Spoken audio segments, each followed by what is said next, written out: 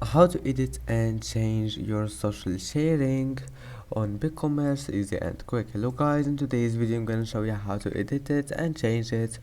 First, open your browser and then click settings here, and now once you're here, type here share and click on it, or you can just scroll down until you find general, and here you will find it.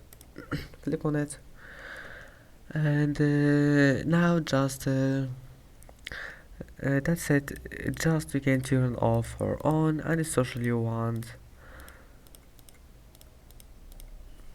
and then just click save. It will be saved. I hope that can help you, and that's it for today's video.